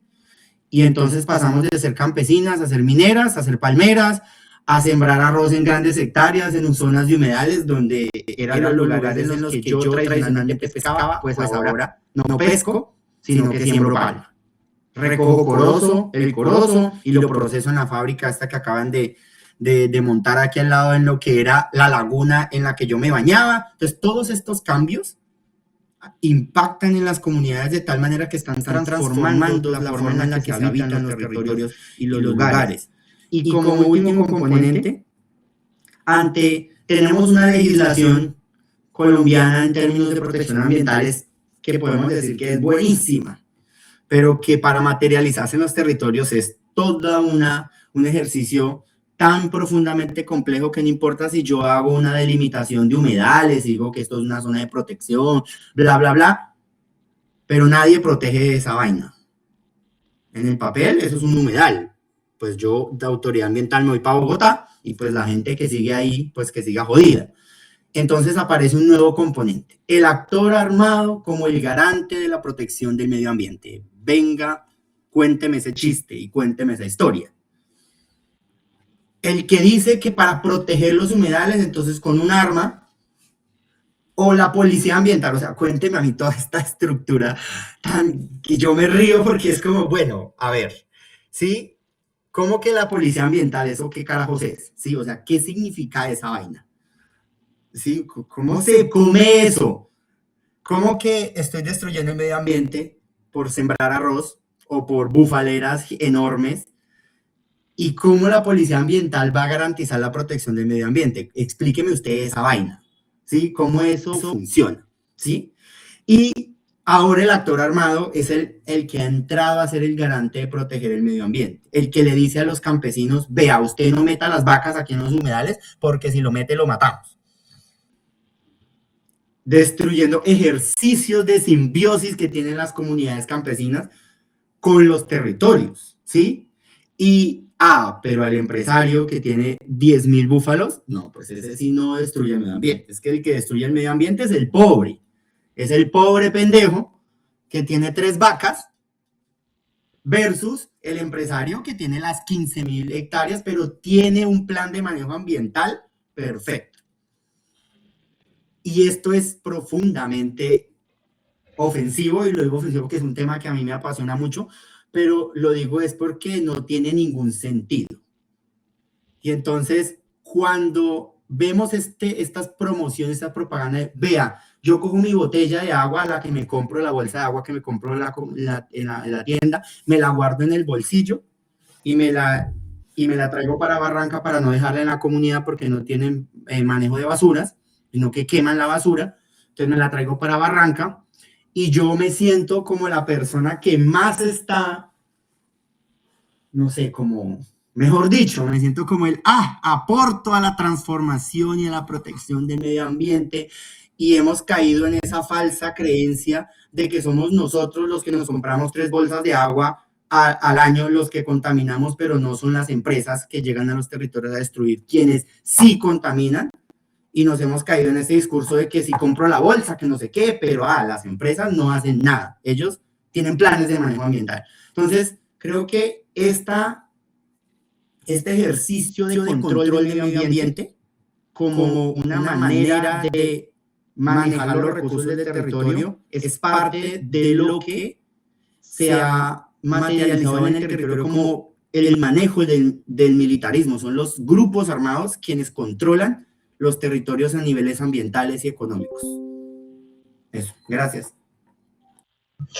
Muchas gracias, compañeros. Realmente estamos logrando crear una imagen muy compleja y amplia y detallada de lo que es el militarismo, y eso me emociona porque estamos yendo desde la historia, ¿no? O sea, desde la acumulación de capital, el derecho de conquista que se mantiene hasta el día de hoy, hasta los detalles de las dinámicas que se están dando en este momento, como las dinámicas de las grandes empresas de tecnología. Y es interesante porque, bueno, Manuel dijo una frase que era, no hay Estado sin militarismo, pero realmente de toda esta conversación podríamos decir, no hay Estado sin militarismo, no hay fascismo sin militarismo, no hay capitalismo sin militarismo, no hay patriarcado sin militarismo, etcétera, etcétera, etcétera. Y eso nos lleva a algo que es, en últimas, porque somos antimilitaristas, porque entonces si atacamos el militarismo, si resistimos al militarismo, de pronto es también una forma de debilitar todas estas formas de opresión y formas de organizar la vida, que ahorita John decía que una de las consecuencias del militarismo es también transformar en la forma en que viven las personas, y eso es también pues transversal, ¿no? No es solo un resultado, es casi la razón de ser del militarismo. Eh, Creo que no quiero dejar sin reiterar algo muy importante eh, que decía Leonardo, que es cómo hay una continuidad en el militarismo independientemente de quién está gobernando el Estado. Y en ese sentido, cómo las narrativas también se mantienen. El cambiar, votar por un presidente u otro, no cambia las narrativas que en últimas están justificando toda esta forma, toda esta expresión del Estado y toda esta forma de organizar también la economía. Y de esas narrativas hemos mencionado muchas que quisiera repetirlas porque me parecen muy importantes, pero no tenemos tanto tiempo. Entonces, vamos a pasar a la última pregunta. Hoy, les voy a pedir que realmente sean muy concretos. Sé que no es fácil. Hemos sido muy ambiciosos con las preguntas, pero si pueden tomar 2 o 3 minutos para responder, sería maravilloso. Eh, y la tercera pregunta nos lleva a las resistencias al militarismo. Y quizás eso nos pueda permitir abrir unos minutos de reflexión colectiva y discusión colectiva. Entonces, empecemos con Leonardo, que John sea de segundas y Manuel nos ayuda a cerrar. ¿Cuáles han sido las resistencias? Especialmente nos interesan como las resistencias comunitarias y creativas al militarismo. Entonces, adelante, Leonardo. Sí, gracias. Bueno, voy a tratar, aquí tengo el cronómetro, a ver si puedo lograrlo. Sí, me parece que esa pregunta, digamos, como cierre es valiosa, porque es la parte humana, la parte que creo que hay que darle mucha fuerza en todos los espacios de resistencia, en todos los espacios de lucha popular. Yo quiero plantear rápidamente que hace una reunión entre Delcy Rodríguez y Petro. Y eso, bueno, una cacareada reunión que está esperándose que se hiciera. La pregunta es, ¿eso beneficia a las comunidades campesinas, comunidades indígenas, a los pobladores del Catatumbo? Esa pregunta es muy válida, ¿no? Y yo creo porque una cosa es verlo desde la esfera del poder o desde el centro, desde Bogotá o desde las grandes ciudades, y otra vez lo es allí en el territorio. La respuesta es que no genera esperanza ni expectativa, porque en últimas lo que estaba allí era precisamente articulándose el plan binacional que tanto espera aquí, no solamente Petro, sino un sector de poder aquí en Colombia, para el control de Catatumbo, desde la lógica capitalista. Bueno, eso para plantearlo. ¿Qué es lo que sucede? Pues que allí hay comunidades, que allí hay mujeres, niños, y cómo se expresa esa resistencia. Si ustedes miran el paro del nororiente de los años 80, mirando los archivos, se salió a la calle por carretera, por vías, por educación, por puestos de salud. Y hoy se sale a la carretera por lo mismo, sumado al respeto al derecho a la vida, que es absurdo, ¿vale? Es decir, 40 años y las condiciones estructurales de abandono siguen exactamente iguales. Bueno, hay planes de vida campesinos. Está el Polo Guarí, igual no podemos romantizar todos los procesos de resistencia popular, hay divisiones en el movimiento indígena, en el movimiento campesino, eso es parte de la dialéctica, yo creo que es válido, pero hay planes de vida que recogen la resistencia en el territorio, desde el territorio, planes de vida totalmente que propongan por la autonomía, por ejemplo, que eso ya es muchísimo, ¿no? El genocidio busca destruir los lazos de autonomía, Daniel Firsten, lo recomiendo. Es eso. Entonces, existen planes de vida, existen proyectos culturales y artísticos, que creo que eso es muy importante plantearlo. Existe una serie de amenazas a esos planes de vida, y esas amenazas que voy a mencionar así rápidamente, aparte de las dos respuestas anteriores. Una es que en este momento se implica de la utilización de drones para destruir al estilo Gasta castillos enteros, más concretamente lo gringo. Lo gringo es la disputa de la geopolítica entre Estados Unidos y Venezuela. Hay llamadas acá para explicar un poco qué es gringo, porque es tema nacional, pero en este momento van 16 casas destruidas. Disculpa, Leonardo. Hoy si puedes hablar con Carrera porque el internet no está tan estable, así terminamos de escuchar. ¿Me escuchas ahora? Sí, te escuchamos mejor. Bien, por otro lado, rápidamente se despierta una amenaza en los planes de vida, la presencia de las ONGs, esa tendencia a los ONGs divide los procesos. Yo creo que eso hay que analizarlo críticamente. Por otro lado, está la institucionalización de la movilización y del movimiento y la movilización. Eso es delicado, yo pienso que eso es muy importante. Y por último, frente a lo de los drones, lo que estoy diciendo es que en este momento se está utilizando los drones por parte de las fuerzas militares y la estructura paramilitar de 33 para destruir casas, concretamente en el caserío de Filo Gringo, al estilo gas, es decir, destrucción de las casas del campesinado, en una lógica de toma de control de esta zona. Y para terminar, pues decir que desde el territorio se resiste. Hay comunidades que están planteando allí la lucha, que se está planteando, que se está denunciando, a pesar del perfilamiento, a pesar de las amenazas. Por ejemplo, este lunes en la Universidad de Santander vamos a lanzar el informe de la caravana que hicimos al Catatumbo el año pasado, donde cerca de 114 compañeros, compañeras, 120 internacionalistas. Estuvimos en las zonas donde hay afectaciones. Vamos a socializar ese informe en la Universidad Industrial de Santander.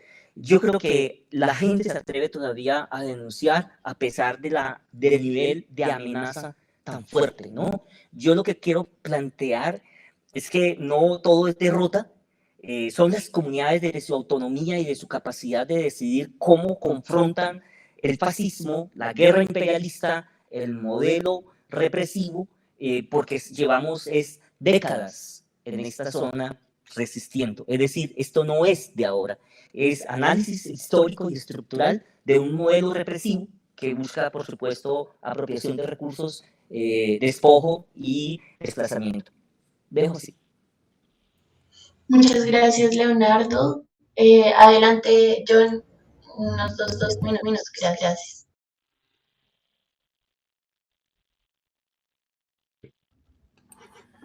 Listo. Bueno, yo creo que la base de la resistencia de las comunidades contra el militarismo es luchar contra la división. Eso tiene muchas formas. Yo creo que es importante recordarnos a nosotras mismas que lo que buscan el militarismo es creer que esto es una cuestión personal, ¿sí? Que cada una debe salvarse a sí misma, debe buscar la salvación a sus propios, proteger su propiedad privada, su casa, su familia, sus hijos, lo suyo. Y esta división es la que las comunidades están intentando romper. ¿Cómo? Rápidamente, a través de la juntanza. Yo creo que a mí me gusta mucho la palabra juntanza porque es una palabra, pues aparte que es divertida, es una palabra que nos invita a encontrarnos siendo quienes somos, ¿sí?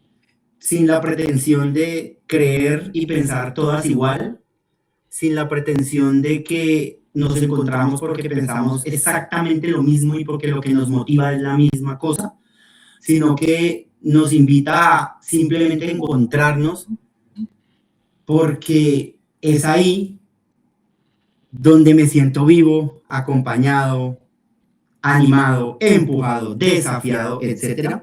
Y este encuentro, esta juntanza tiene muchas formas y creo que es la base de la resistencia comunitaria en las comunidades que nosotros trabajamos.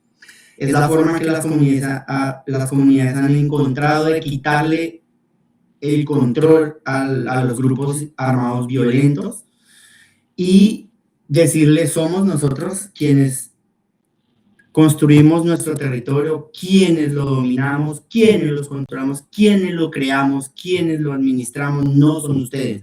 Todos ustedes, las empresas, los grupos armados, el ejército, la policía, son invasores de nuestro territorio. Y creo que ese es el aspecto más poderoso del ejercicio de encontrarnos. Decirles somos nosotras las que nos hablamos y nos encontramos. Un ejemplo. En la comunidad de Guayabo, una de las comunidades con las que trabajamos, ellas se sentaron a decir, listo, el grupo armado va a llegar a ponernos normas de comportamiento. Nuestro desafío es salir al paso a las normas de comportamiento y poner las nuestras. Entonces, por ejemplo, había un rumor. Mañana va a llegar el no sé qué de las AGC y va a decirle que todas las mujeres de la comunidad tienen que barrer las calles porque las calles están sucias y eso es un pueblo que se ve desordenado, o sea, calles donde no hay ni pavimento, o sea, son estupideces. Y entonces lo que hizo la comunidad fue, se reunieron la noche anterior, entre todos pusieron arroz, yuca, papa, carne, lo que tenían, hicieron una olla comunitaria y organizaron y barrieron, cortaron, limpiaron, hicieron una fiesta, básicamente, y limpiaron. Cuando llegaron el grupo armado, dijeron, ¿qué pasó aquí? Y la presidenta de la Junta de Acción Comunal dijo, pues que nosotros decidimos organizar nuestro pueblo. Y así, cada cosa que llegaba lo hacían antes. Y el grupo armado se quedó sin esas herramientas de control y de dominio, porque es a través del miedo. Entonces, creo que la invitación es esa, a juntarnos, a encontrarnos. Muchas gracias. Gracias, John. O sea, se me puso la piel de gallina. Sí, Manuel. Se acabó el tiempo ahí. Sigue, sigue, sí. Bueno. Ahorita, sí, dale. Vale. Entonces, quería mencionar esto. Uno que me imagino, y lo digo con todo el respeto y el reconocimiento, el proceso indígena en el Cauca, en estos territorios, y mucho el proceso afro con los procesos comunitarios afro aquí, han sido muy fuertes y han tenido una experiencia acumulada y una memoria histórica de resistencia justamente a procesos de militarización, etcétera, de larga data, pero también de organización comunitaria y de estructura colectiva. Lo que estamos discutiendo, yo soy uno de los que aporta esos procesos, pero no soy el único, es que con todo ese enorme acumulado, este es un contexto de una crisis profunda y de pronto la más profunda que han tenido estos procesos, y particularmente el proceso indígena. Es un fracaso del éxito, pero es un fracaso del éxito pensado, programado. A ti te pueden ahogar llenándote de plata, poniendo pañoletas del CRIC por todo el país, aplaudiendo a la Guardia Indígena, gritando mingues minga, sin contenido, por principio y en principio. Y entonces te inundan de plata como el ATEA y otros decretos. Este gobierno ha sido impresionante y los miles de millones de pesos que le han llegado al movimiento indígena lo tienen muy distorsionado. Si las compañeras indígenas estuvieran en esta reunión con el trabajo maravilloso que hacen en comunidad, financiados de proyectos del Estado, ya no estarían acá porque tienen que irse a hacer informe y están sometidas a los tiempos, términos y mandatos de la estructura institucional, que es otra forma. Antes no funcionó a bala, lo hacemos así. Lo otro es que durante las mingas indígenas se empezó a sembrar marihuana y coca en el territorio de manera masiva. Y el ejército caminó, era el territorio más militarizado de Colombia, y el ejército caminaba por ahí y le decía abiertamente a los compañeros y compañeras, siempre tranquilo que nosotros no venimos por eso. Venían para eso. Uno llega a Toribío, el corazón de la resistencia indígena, y desde cuando sube el tierrero, muy lejos de Toribío mismo, ya no necesita fumar marihuana, con respirar se trabó, porque todo eso está sembrado de marihuana. La intención era ocupar e invadir el territorio con esos mecanismos. Entonces, ojo, que las caras de estos son muchas y ellos son estratégicos. ¿Cuáles son las propuestas y las necesidades de resistencia? Vamos a ver si se dan, pero eso hoy mismo en la mañana se estaba discutiendo en Puracé. ¿Qué es lo que se está planteando? Uno, rescatar y recuperar, como se ha hecho antes una y otra vez ante la crisis, los principios esenciales de los pueblos. Hijos e hijas de la madre tierra, relación y decisión colectiva, crítica y autocrítica, memoria, por ejemplo. Unidad, tierra, cultura, autonomía fueron las hijas de ese pensamiento. Entonces, rescatar eso. Dos, rescatar el pensamiento estratégico. Leer los contextos desde la mirada propia, aprender a leerlos ampliamente y no solo correr detrás de la plata que nos dio el Estado, el mandato que dio el armado, sino leerlo nosotros en territorio. Siempre que lo han hecho, han derrotado a todos los actores armados. Los han derrotado a todos históricamente. Siempre. Ese es el siempre que existe acá. Cuando no lo han hecho, siempre han sido derrotados. La conciencia es la resistencia, pero la conciencia desde lo colectivo y arraigada al territorio. Dos, tres, plantearse horizontes. propios desde ahí. ¿A dónde queremos llegar nosotras, nosotras, no ellos? ¿Cuál es nuestro horizonte? Y ahí jugar estratégicamente, que es para lo que han sido magas y magos los indígenas. Este actor me sirve, este no, vamos a movernos así, y lo hacen haciendo sus propias agendas. Entonces, 3 conceptos que nos llegaron además de la Macarena también. Ser siendo territorios. O sea, si matan al territorio uno se muere, esa es fácil de entender. Pero que uno sea indispensable para el territorio, eso es lo que hay que reconstruir. 2, tejer tejiéndonos. Ningún proceso solo puede lograr ninguna transformación, ninguno. Y 3, cuidar cuidándonos. Y eso no son teorías, son formas, maneras, estrategias de irlo logrando. Y esa fuerza, enfrentando una situación tan grave como esta, es lo único que tenemos. Y miren la comunidad de paz, 27 años en ese contexto, rodeados del Clan del Golfo. Ahí están. Bueno, listo. No sé si me pasé, pero gracias. Gracias. Voy a tratar de resumir muy rápido. Entonces, estamos diciendo, ¿resistimos a la institucionalización o tenemos que hacerlo? Tenemos que resistir a la manipulación del progresismo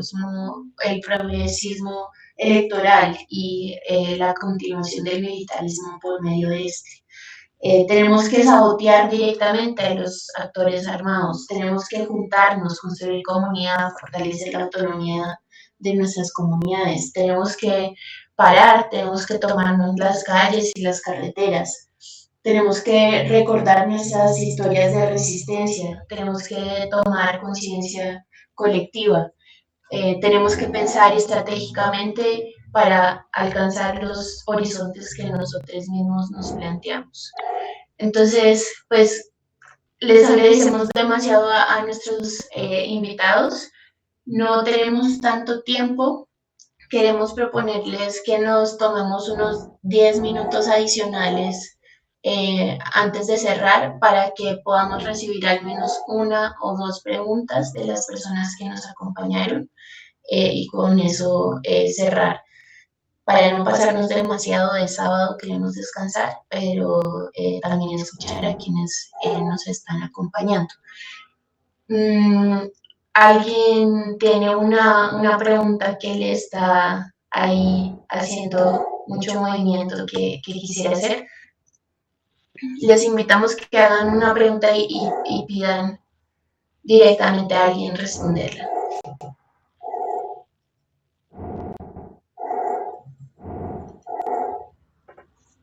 Hay mucha emoción en el chat.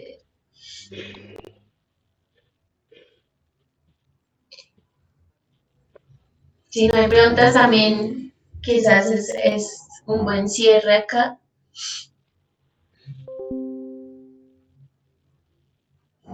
Bueno,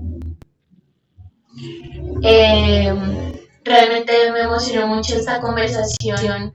Creo que estamos también procesando todo lo que recibimos y esta forma de tejer también entre las distintas voces, entre las perspectivas desde cada territorio y cada organización. Alcanzamos algo que queríamos, que era tener perspectivas desde distintas ubicaciones geográficas de Colombia, pero sin caer en el amarillismo, el victimismo que a veces es la única forma que queremos escuchar a los territorios. Cuéntenos el detalle de qué pasó y cómo fue, sino también analizar y ver cómo estamos pensando caminar. Acá siempre que generamos espacios de reflexión estamos queriendo aprender no solo por aprender o botar línea o decir cuál es la verdad, sino reflexionar, juntarnos para pensar juntos para la acción. Entonces, pues les invitamos a seguir juntos construyendo esa acción. Adelante, Laura. Sí, muchas gracias a todas y todos aquí los presentes. No sé si me están escuchando bien. Sí, súper. Súper, muchas gracias también, sí, a Tamu por facilitar y gestionar este espacio tan potente.